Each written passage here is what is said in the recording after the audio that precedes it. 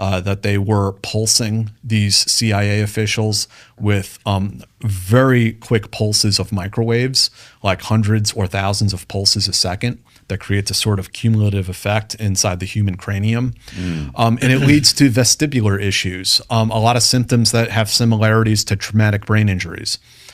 So people having vertigo, headaches, and from the time that this started in 2016 in Cuba, it then sort of exploded globally.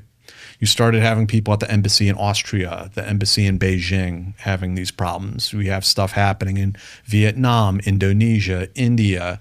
One component of it is the actual physical attacks, and then there's another component that is like a psychological operation. Really. Right. And yeah, I mean, I'd really emphasize that, yeah, our government was and is lying about it. And it is real. I know it sounds like science fiction, but there is a weapon that one of these microwave weapons was surreptitiously acquired by the U.S. government. The Department of Defense was testing it.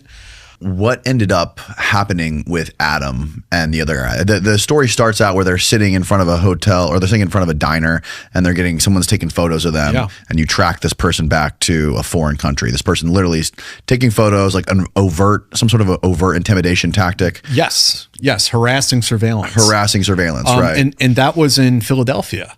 So that's a big part of the story that we broke that had not been reported before, is that when these guys came home from Cuba and other places and they started going for treatment at UPenn, seeing vestibular rehabilitation specialists and things like this, they came under really intense surveillance here in the United States.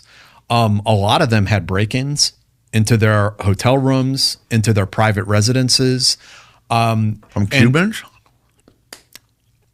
In some cases, there may have been some traces back to Cuba. This is an interesting thing about the modern day version of espionage, is that espionage is happening on the gig economy in a lot of ways. Oh my God. So it's like Uber drivers and DoorDash guys, and they may not even know what they're doing or who they're working. Right. They're hired, they're told, hey, go to the street corner. There's going to be some people there. Take some pictures of them and leave. Whatever. Wow. So. Yeah, it's a crazy. Yeah, so you get a lot of Bangladeshis and people like this who probably don't know what they're doing really. But some of these people definitely were pros. They knew what they were doing, that they were able to surreptitiously break into homes. And they would do weird things. Again, it's harassing surveillance. So they did stuff here in America. One of these guys, they got his gun cases out of the attic. They took the cases but left the guns.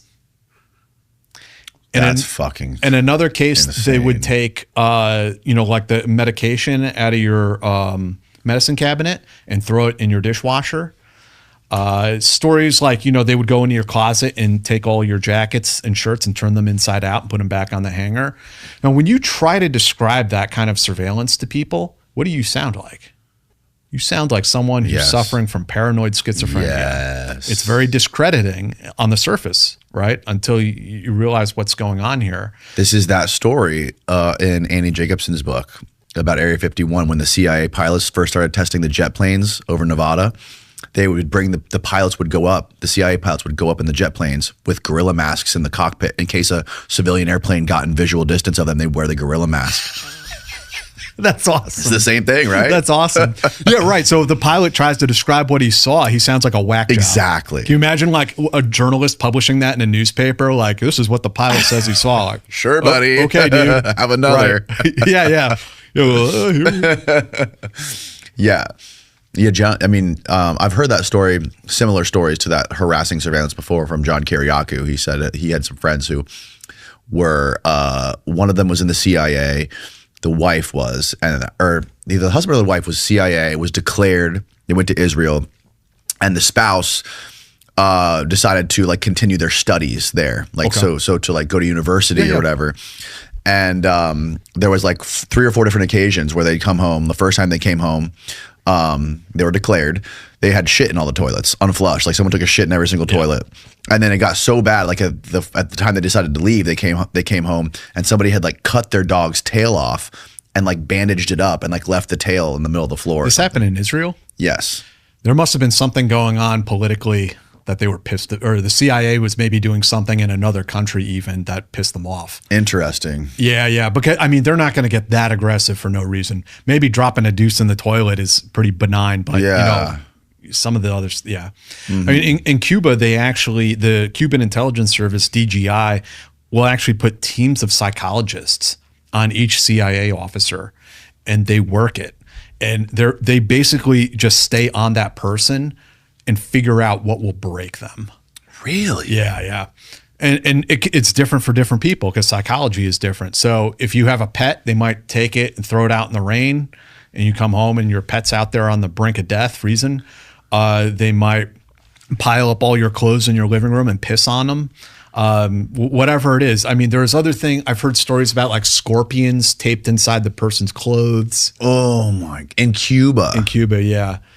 So they will do all kinds of things. I mean, they'll try different things, different techniques to see like what's going to break you.